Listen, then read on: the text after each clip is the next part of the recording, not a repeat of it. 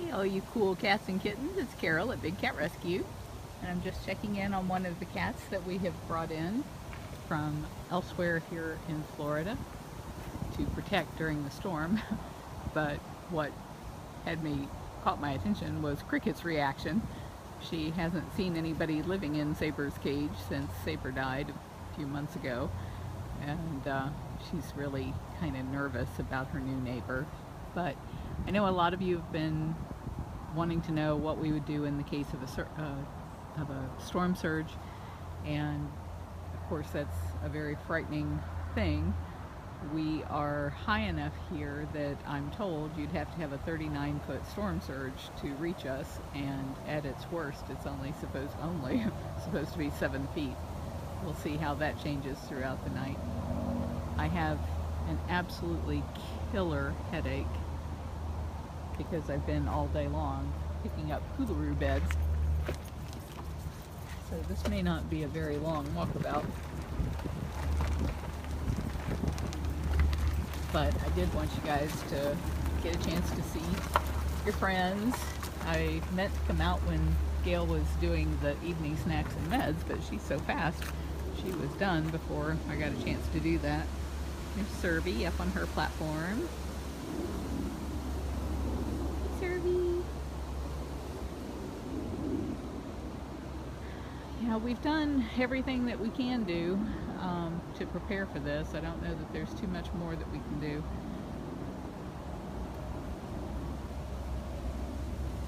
And according to the news reports that I'm hearing, it shouldn't be any worse than any of our regular storms up until about 8 o'clock in the morning. And that's when it kind of jumps from what we consider a regular storm of 30 miles an hour to something like 80 miles an hour. So I plan to go to bed early and try to get some rest so that I can get out here early in the morning. Oh, little Kelowna. It's okay.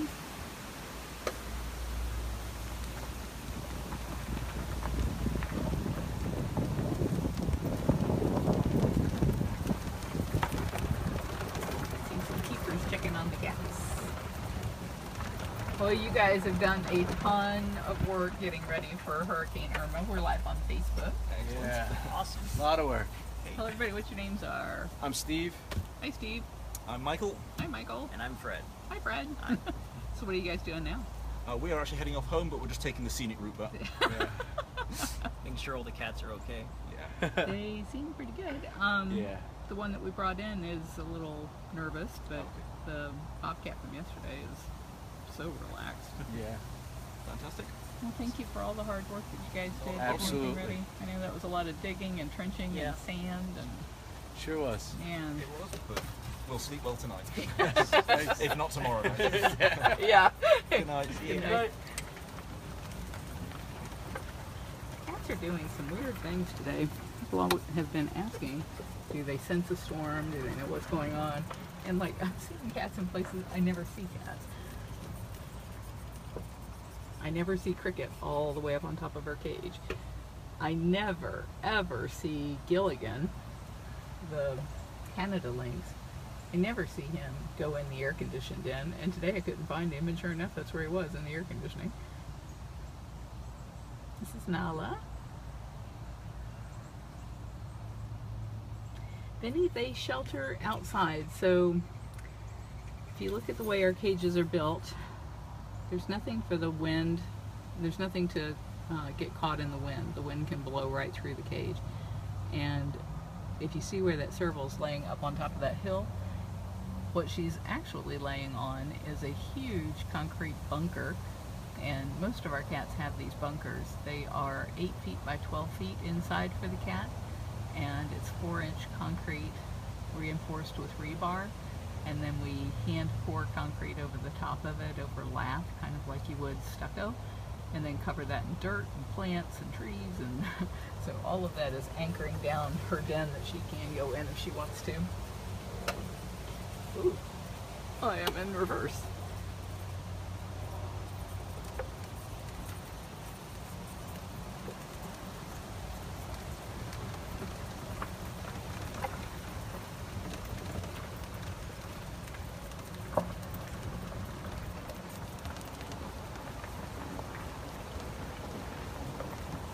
If you go to bigcatrescue.org/Irma, it will have the latest updates, and it has 2 embedded webcams so that you can watch live. This is another thing I've never seen Gilligan do before today. He went in his feeding lockout and dumped the water bowl over and then laid in the mud. It's just so weird. And he's still laying in his lockout. I guess that's the coolest place outside of the air conditioning. You can go back in the air conditioning. Yeah. I had to lock him out of the air conditioning room very briefly to get his coolaroo bed out. I wonder if he knows he can go back in there.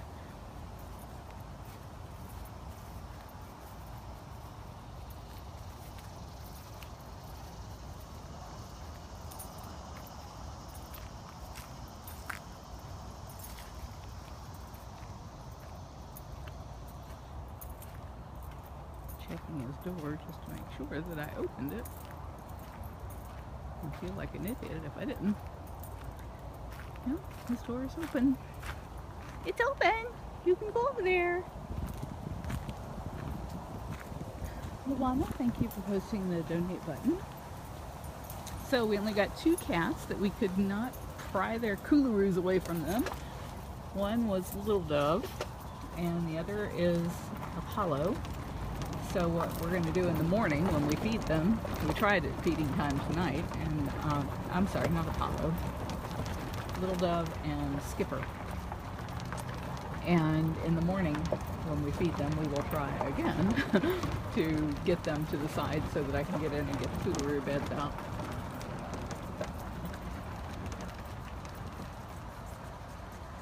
Luana's asking me to restart the video with the donate button. I can't. I don't know what happened, but the donate button is not available anymore, and I have been dealing with our contacts at Facebook for weeks over this, and just haven't had any success. I can't figure out what the bug is. I have my little windsock on, but the winds are picking up, so I'm afraid it's going to be a little bit noisy. One of the things the volunteers were doing today was shoveling, you can't see it, but over that hill they were shoveling gravel up against the bottom of the pinning, the skirting, to try and keep it from all blowing and peeling off. It would be terrible.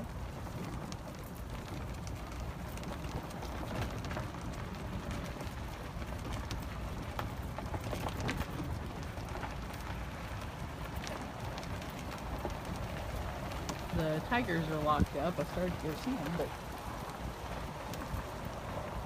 they're up in their roof sections.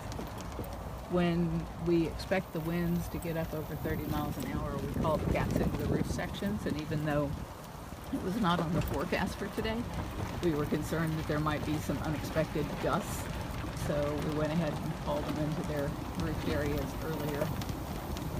You're going to see some cooraroos in Max and Marianne's cage as I go by, but if you look at the door, you'll see the door to that room is shut, and it has a pole through it there so that they can't get over there. I don't know why. Oh, now I see why.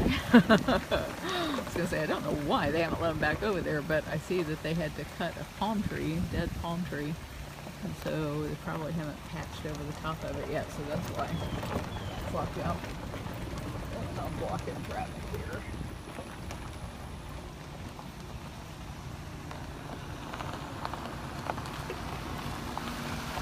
Good night. Here's our operations manager, Catherine.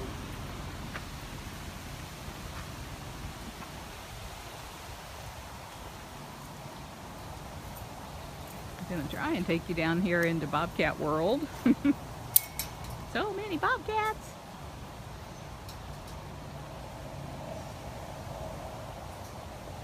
I might lose my signal though. If I do, I'll back out.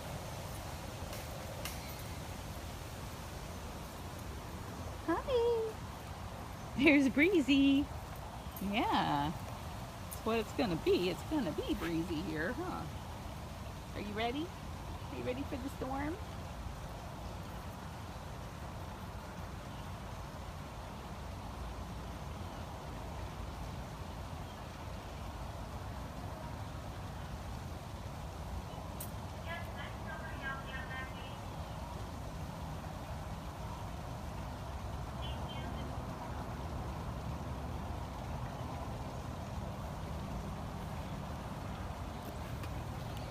The other thing that I see sometimes with cats before a storm is that they eat more. Oh man, I just kneeled down and my head feels like it's going to blow off my shoulders.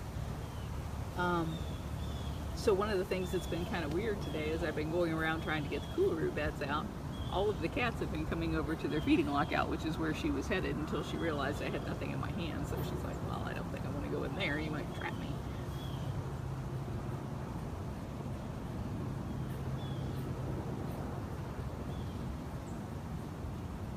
I think nature tells them they should eat more than they typically would, so that when a storm comes they can ride it out for several days, but we'll be here to feed them, so they don't have to worry about that. Assuming you want to eat in the rain, might not take that too much. But I think we'll be okay. We're far enough inland that I really anticipate the storm. I'm so tired. I really anticipate the storm losing a lot of its punch before it gets to us. This is the little bobcat that we are keeping and through the storm for her owner. She's adorable. She's just adorable. She likes the high perch.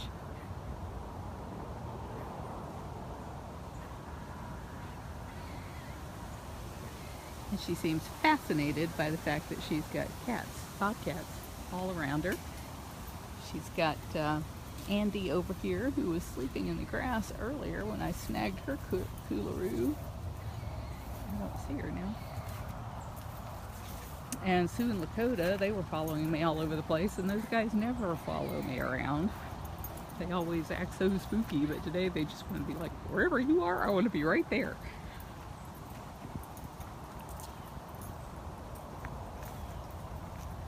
Seen a lot of the cats getting underneath. We have some low platforms for cats who have been, our cats get moved around all the time, so sometimes we'll build a really low platform in a cage for a cat who can't get up on top of the platform, and then you put some younger cat in there and they can use it, but they don't need it, and you're under there again, aren't you? And Sue and Lakota have been underneath this one. You're not going to come over this time? No? You have so many dens. Why is that the best place?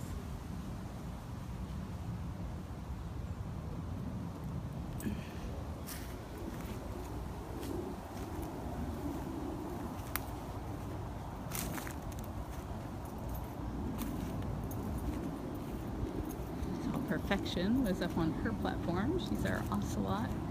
Hardly ever see her except this time of night. We can go peek at her as long as we're not distracting her or disturbing her. Goodness, I cannot talk. I really want to go home and go to bed.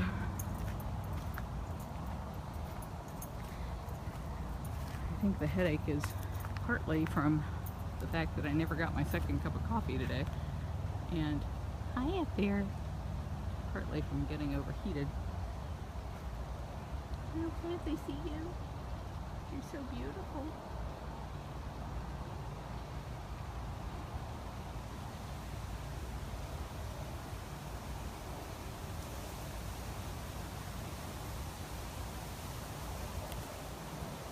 Cute little tail hanging over the edge.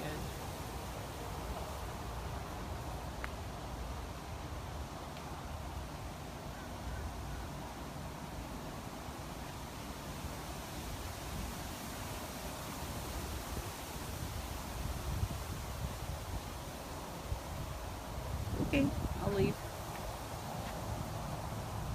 Zukari, one of our recently rescued circles, was one of the ones I had a hard time.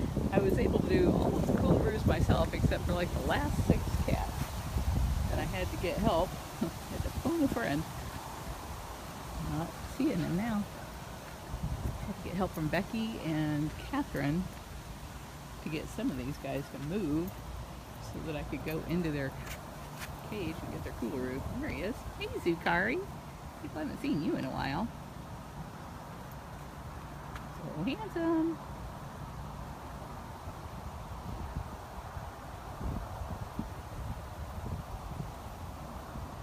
Well, thank you for the well wishes. I will feel fine once I have some caffeine.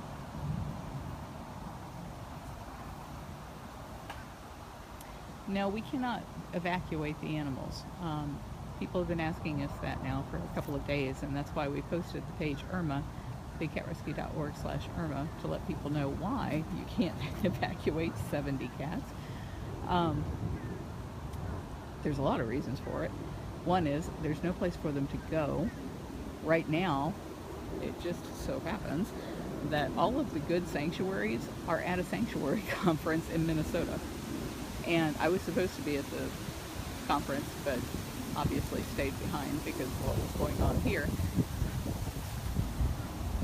Even if they had room, they're spread out all over the United States, and so it could take 2 or 3 days to get to some of them out and 2 or 3 days back.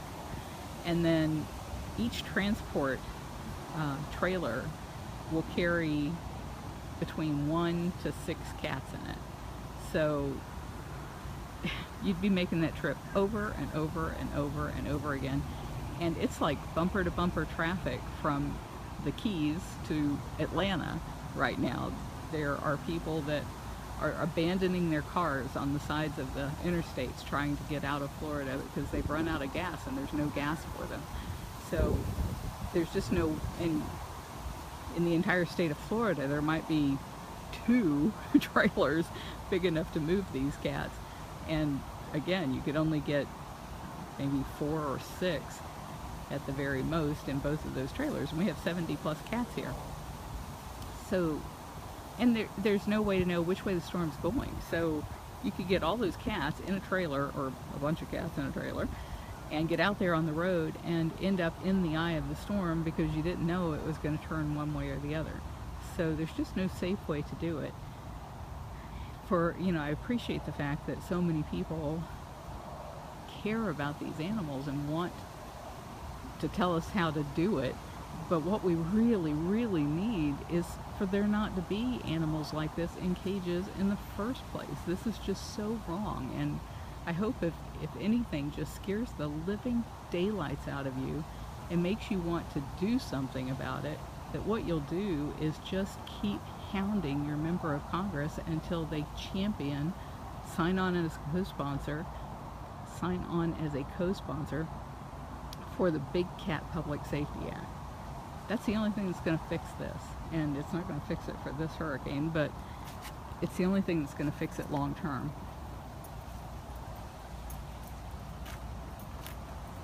I just realized I have glass in my pocket because I found a couple of pieces of glass today out on the tour path. I didn't want anybody to cut themselves. Oh, those poor birds.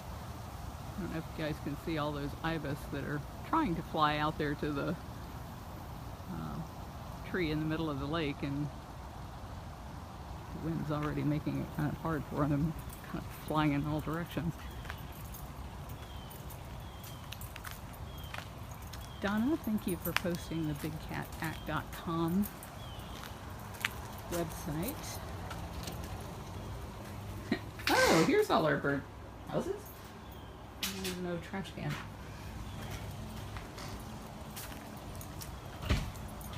Lauren, thank you for posting our disaster plan.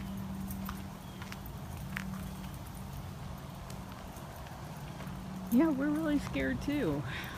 You know, it's been 13 years since Hurricane Charlie, and man, was that ever a year.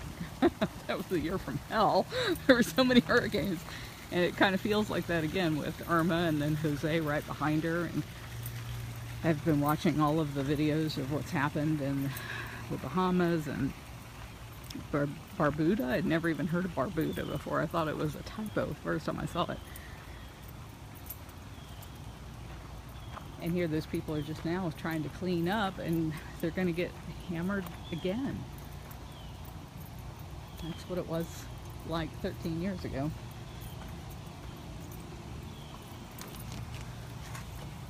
Something that makes it worse this time is that about 80 acres of what used to be woodlands around us has now been paved over with houses and offices and parking lots. So an awful lot of that water, I expect, can't get into the ground where those things are. And we're the most natural thing around, so it's going to end up coming our way.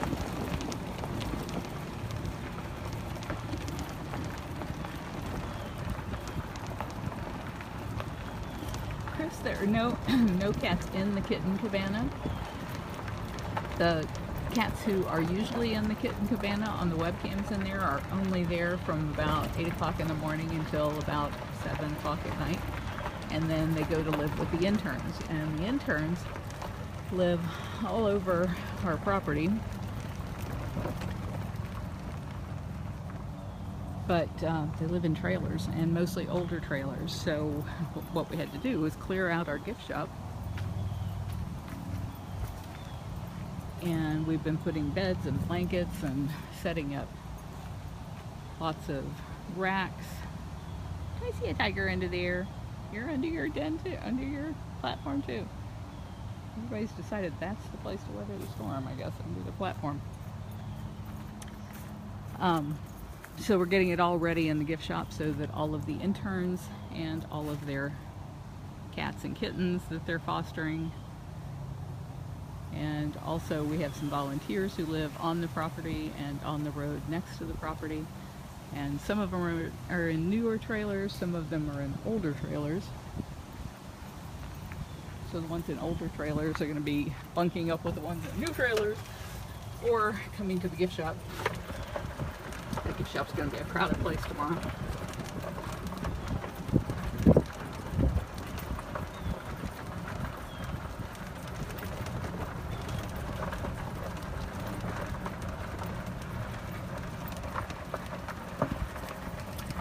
Maybe that tarp should come down before it flies away. Kind of a hard decision to make, and maybe they're planning on leaving it until tomorrow because it's been so unbearably hot today. And if the cat comes up into this front area, they need shade. They have that whole area back there. It's 22,000 square feet. Frosty's on vacation, funcation in there right now. Thundery, are you ready? My phone keeps telling me I got a low battery, so I gotta go soon. Maybe you'll be our last cat. You wanna be our last cat for tonight? Okay.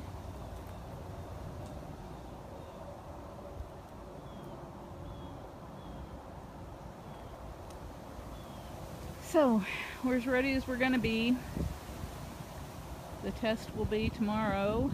It's going to be a really long day tomorrow. It's supposed to start hammering us with winds and rain about 8 a.m. and it's just going to get worse all day long, they say. And then the scariest part is when it gets to like 10 p.m. and it's dark and we're still dealing with rain and winds because it's all sustained winds and rain. It's not just little gusts. So by then you're just totally exhausted dealing with it, but it's not likely to quit. So, are you going to get rested now? Yeah, you should do that. So I love you guys. I really appreciate everybody who has been helping us out. If you can donate, I'm sure we're going to need it for the cleanup. And the link for that is bigcatrescue.org/donate. Or you can text the word CAT FUND, C-A-T-F-U-N-D, all is one word, CAT FUND, to 52886. And there's an easy way to donate there. But you have messaging and data rates way to find that. And since there's 700 of you here, I would like to run an ad.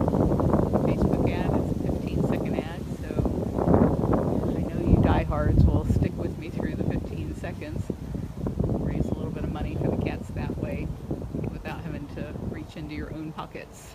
So I'm going to do that right now.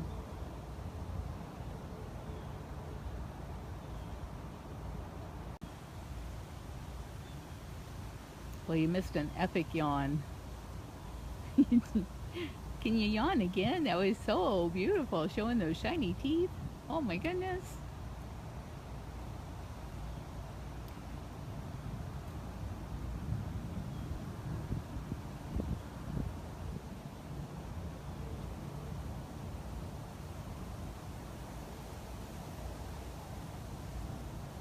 All right. Good night, everybody. Thank you again.